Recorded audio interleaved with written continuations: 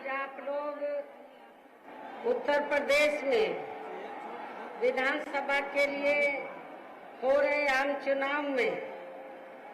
Corona नियमों का पालन करते हुए अपनी पार्टी के प्रयागराज मंडल के उम्मीदवारों के समर्थन में मुझे सुनने के लिए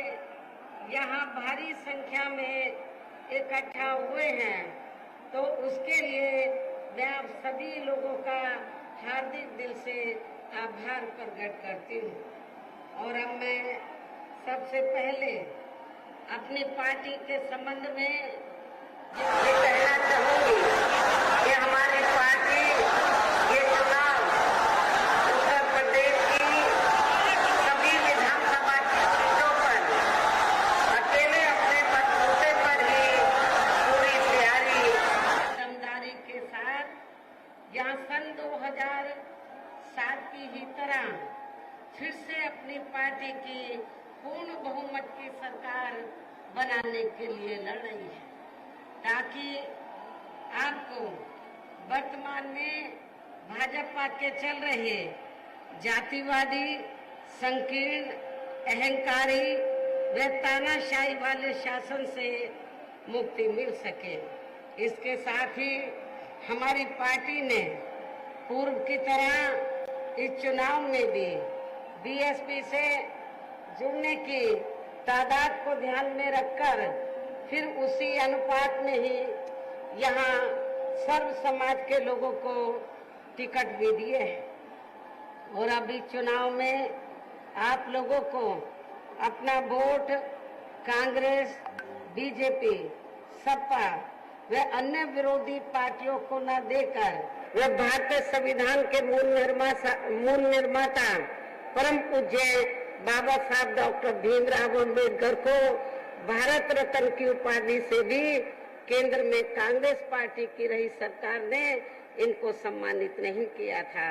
जिसके लिए वो हर प्रकार से पात्र भी थे। इतना ही नहीं बल्कि इनकी मूवमेंट को आगे बढ़ाने के लिए अपनी पूरी जिंदगी समर्पित करने वाले मान्यवर श्री कांशीराम जी के देहांत होने पर भी केंद्र में उस समय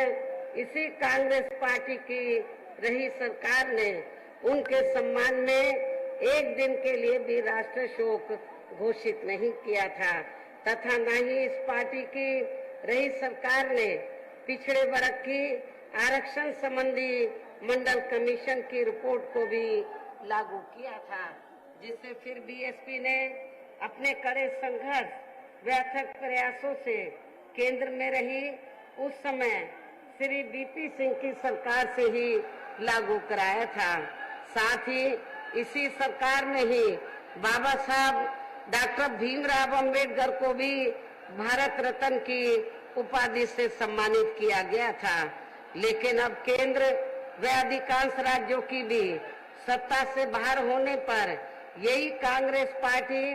खासकर दलितों, आदिवासियों व अन्य पिछड़े वर्गों के वोटों की खातिर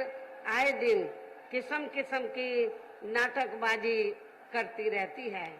जबकि इन वर्गों के व अन्य और मामलों में भी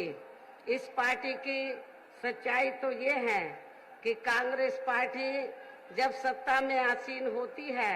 और इनके अच्छे दिन होते हैं तो तब इस पार्टी को इन वर्गों का विकास व उत्थान आदि याद नहीं आता है, तथा न ही इनको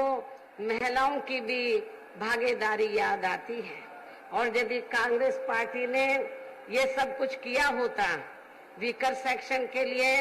कुछ किया होता, तो फिर हमें बीएसपी को बनाने की जरूरत नहीं पड़ती। इतना ही नहीं बल्कि इस पार्टी के बाद खासकर यहाँ सपा व बीजेपी आदि की बनी सरकार में भी यूपी की जनता अधिकांश मामलों में काफी ज्यादा दुखी रही है। सपा की सरकार में तो ज्यादातर यहाँ गुंडों, बदमाशों, माफियाओं, अराजक तत्वों व सरेआम लूट खसोट करने एवं कराने वालों का ही राज था, जिसके कारण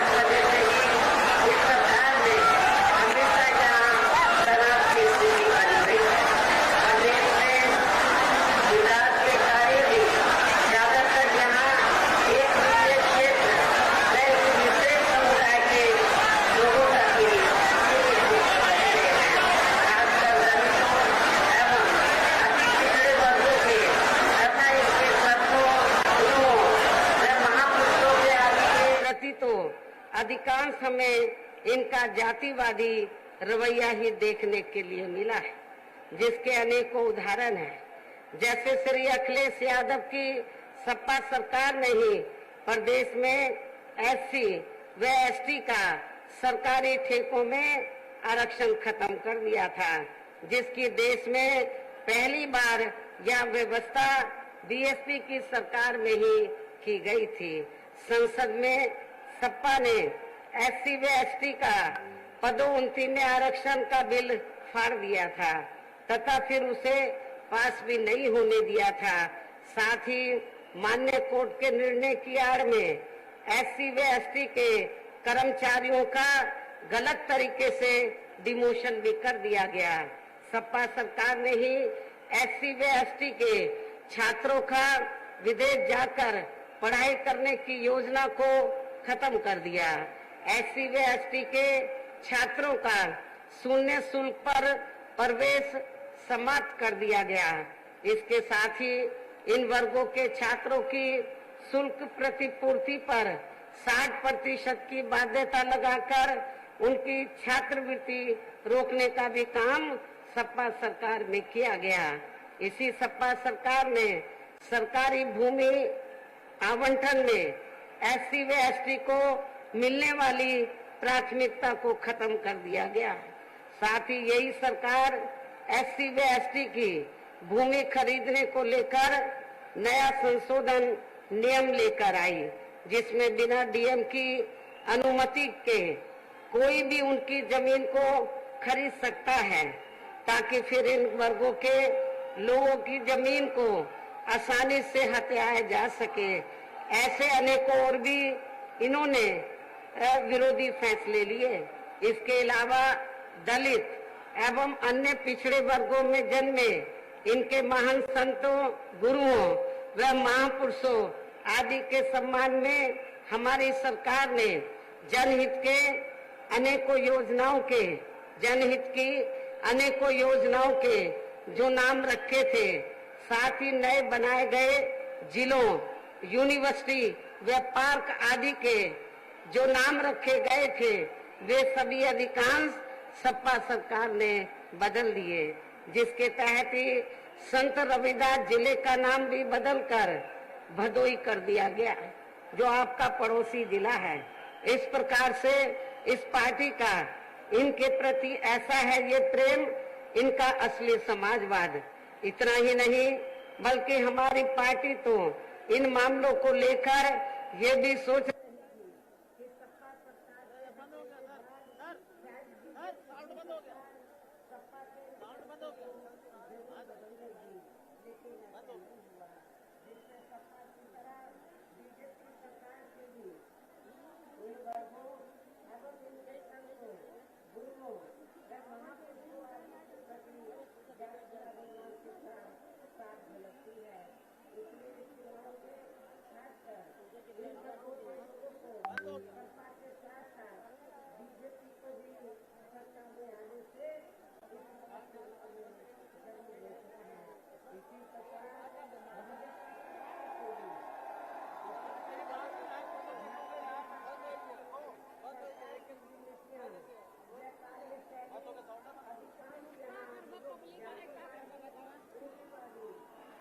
आरएसएस के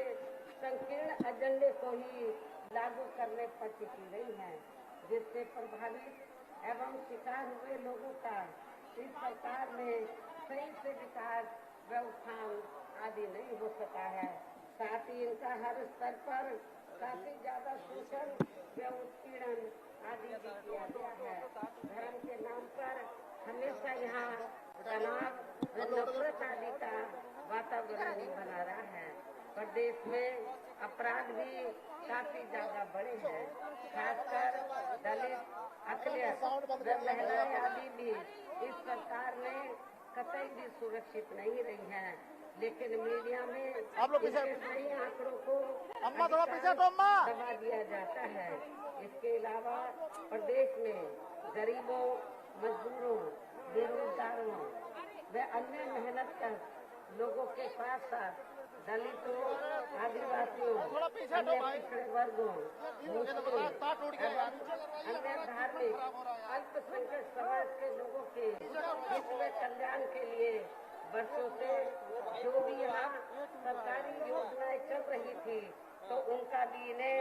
वर्तमान भाजपा सरकार में सही से पूरा लाभ नहीं मिल पा रहा है। साथ ही दलितों व पिछड़ों को भी अब आरक्षण का पूरा लाभ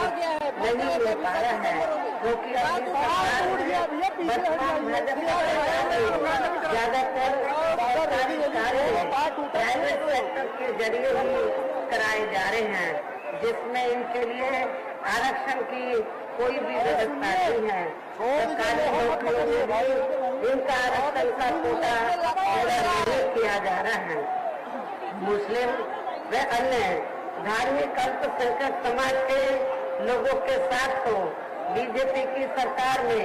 अधिकांश यहाँ सोचेला व पक्षपात वाला रवैया ही अपनाया गया है। विशेषकर मुस्लिम समाज को सरकार में सबसे ज्यादा दुखी रहा है। इतना ही नहीं बल्कि इस बार बीजेपी सरकार ने अमरकांड के चुनाव में से विशेषकर प्रबुद्ध वर्ग भी प्रबुद्ध वर्ग में भी खासकर ब्राह्मण समाज हर मामले में अपने आप को काफी ज्यादा उपेक्षित महसूस करता रहा है। इसके अलावा इनके गलत आर्थिक नीतियों के कारण यहाँ गरीबी, बेरोजगारी या महंगाई आदि भी काफी ज्यादा बढ़ी है। इसके साथ साथ उत्तर प्रदेश सहित पूरे देश के किसान भी केंद्र सरकार की गलत नीतियों के कारण काफी ज्यादा दुखी व परेशान रहे हैं और अभी भी हैं। साथ ही प्रदेश में बेरोजगार लोगों को रोजगार नहीं मिलने के कारण ज्यादातर इनको इस सरकार में भी पलायन करना पड़ा है। जबकि आप लोगों को मालूम है कि यूपी में बीएसपी की ही अकेली एक ऐसी सरकार रही है 4 बार, जिसकी सरकार में यहाँ से बेरोजगार लोगों को पलायन नहीं करना पड़ा है, बल्कि जो पलायन करके चले गए थे वो मेरी सरकार में वापस आ गए। बड़े पैमाने पर लोगों को रोटी रोजी के साधन मिले और मैं आप लोगों को ये विश्वास दिलाना चाहती हूँ, जब इस बार बीएसपी के नेतृत्व में सरकार बनेगी तो फिर से उत्तर प्रदेश में गरीब नौजवानों को, बेरोजगारों को रोटी रोजी के साधन दिए जाएंगे। इस प्रकार से इन सभी विरोधी पार्टियों की रही सरकारों में शुरू से ही यहाँ यूपी की जनता काफी ज्यादा दुखी व परेशान रही है। विशेषकर कोरोना महामारी के दौरान तो इन सभी की हालत और भी ज्यादा खराब हो गई है। ऐसे में इन सभी विरोधी पार्टियों की रही सरकारों से निजात पाने के लिए अभी चुनाव में यहाँ प्रदेश की जनता को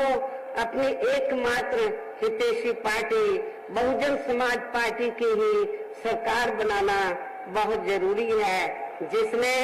अपने चारों रहे शासनकाल के दौरान बिना पक्षपात व भेदभाव आदि के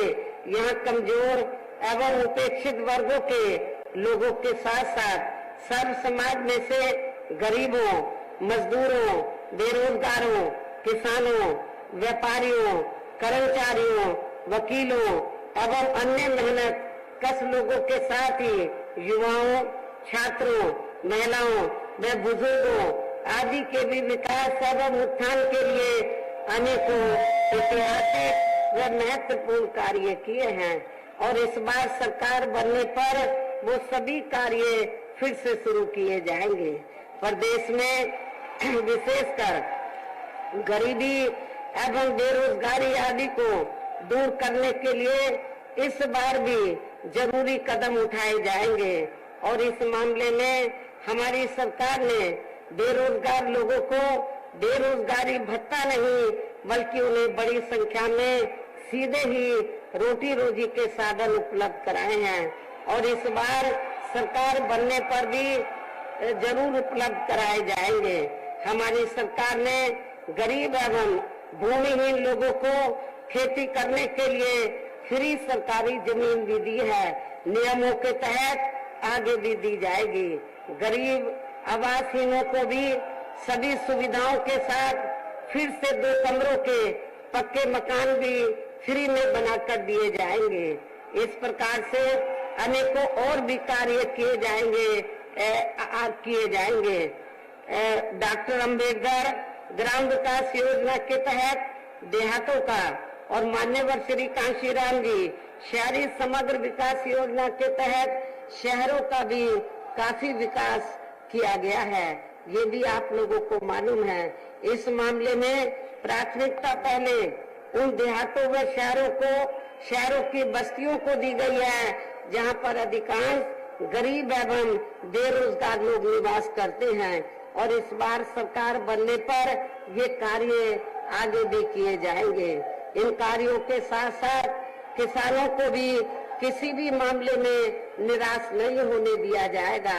इतना ही नहीं बल्कि बीएसपी की रही सरकार में ही दलित एवं अन्य पिछड़े वर्गों में जन्मे अपने महान संतों,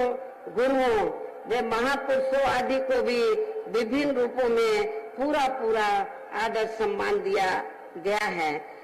और आगे भी इनके सम्मान में कोई भी कमी नहीं आने दी जाएगी। इसके अलावा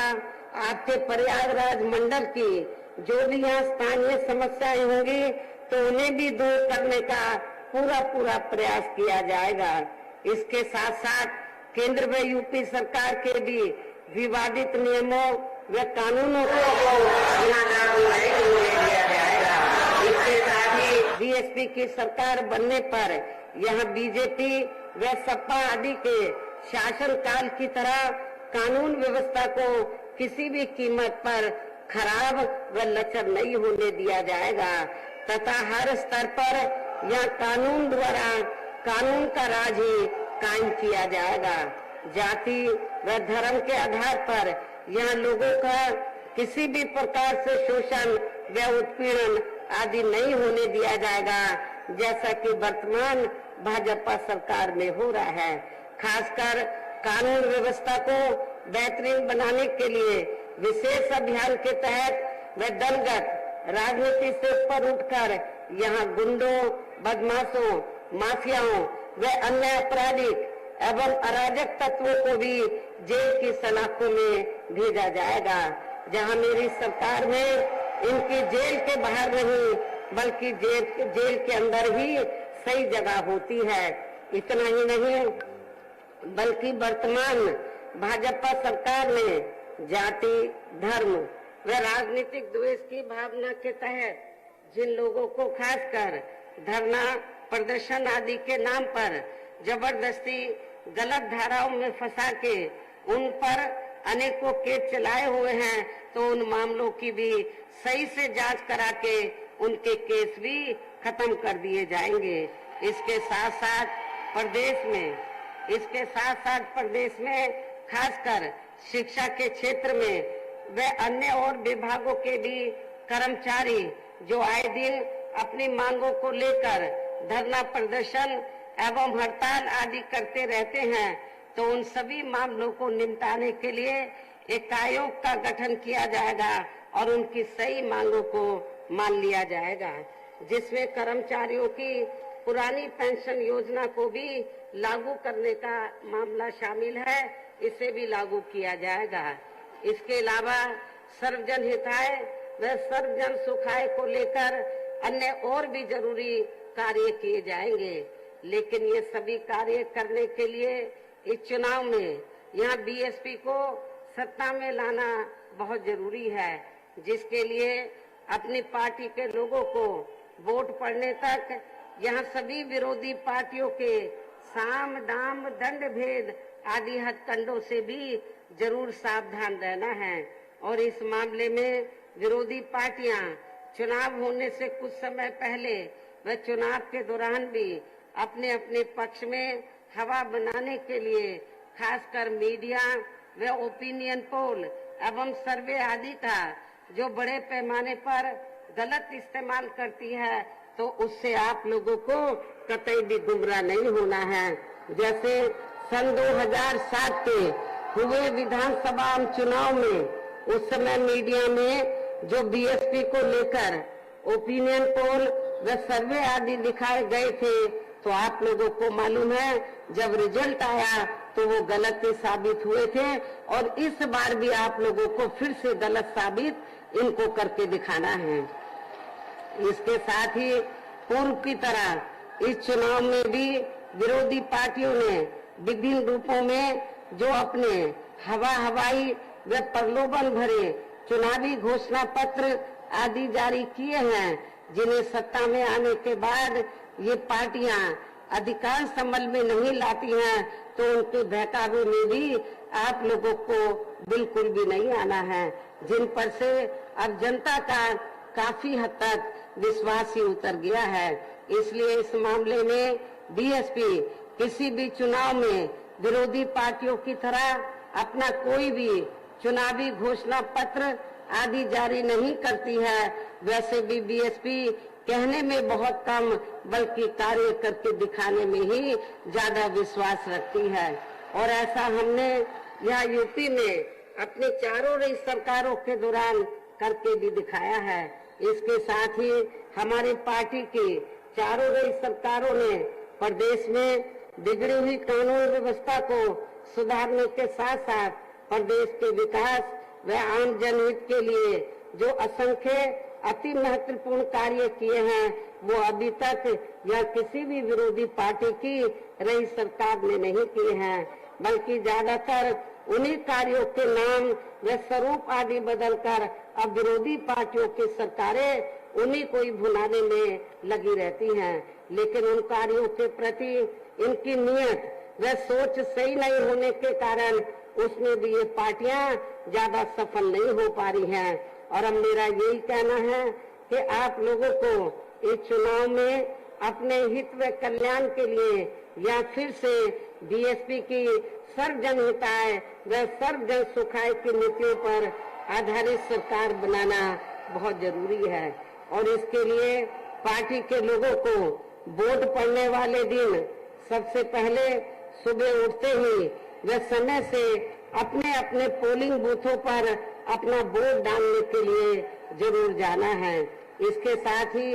आपका वोट अन्य कोई व्यक्ति न डाल सके, इसका भी आप लोगों को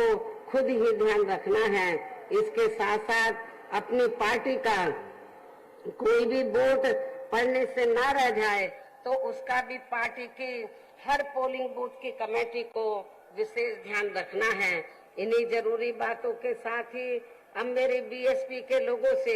यही अपील है कि पार्टी ने यहाँ के प्रयागराज मंडल में जिन भी विधानसभा की सीटों पर अपने उम्मीदवारों को चुनाव के मैदान वाले बटन को दबाकर जरूर जिताना है। और फिर से आपको यहाँ सन 2007 की तरह ही बीएसपी की अपनी पूर्ण बहुमत की सरकार जरूर बनाना है। तभी फिर प्रदेश में अमन चैन कायम होने के साथ साथ यहाँ सभी धर्मों व वर्गों के लोगों का सही से विकास व उत्थान आदि हो सकता है। साथ ही यहाँ अन्याय, अपराध, भय व भ्रष्टाचार मुक्त एवं विकास युक्त वातावरण भी पैदा हो सकता है तथा तभी फिर यहाँ परम पूज्य बाबा साहब डॉक्टर भीमराव अंबेडकर एवं मान्यवर श्री काशीराम जी आदि का भी सही सपना साकार हो सकता है। इस उम्मीद के साथ ही अब मेरा आप लोगों से यही कहना है कि आप लोगों को हर पोलिंग बूथ को जिताना है, बीएसपी को सत्ता में लाना है। और इस कार्य के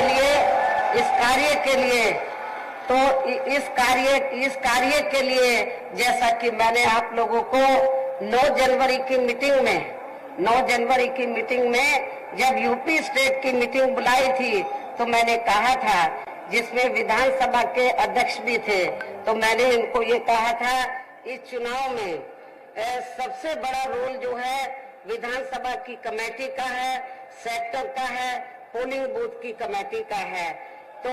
और इनको ही अपने विधानसभा से बीएसपी के उम्मीदवारों को जिताना है। और रात दिन मेहनत करके जो विधानसभा की कमेटी है पोलिंग बूथ की कमेटी है, तो उनकी अहम भूमिका होगी अपने कैंडिडेट को जिताने के लिए। मैंने ये भी कहा था कि जब बीएसपी का कैंडिडेट जिस भी विधानसभा से जीत कर आएगा तो उसका क्रेडिट वहाँ के पार्टी के बड़े बड़े नेताओं को नहीं, बल्कि विधानसभा की कमेटी को, सेक्टर और पोलिंग बूथ की कमेटी को ही दिया जाएगा। मुझे पूरा भरोसा है कि हर विधानसभा की कमेटी, आपके मंडल में प्रत्येक विधानसभा की कमेटी, सेक्टर और पोलिंग बूथ की कमेटी, खासतौर से पोलिंग बूथ की कमेटी मोहल्ले मोहल्ले में जाकर तो सर्व समाज के लोगों को तैयार करके अपने कैंडिडेट को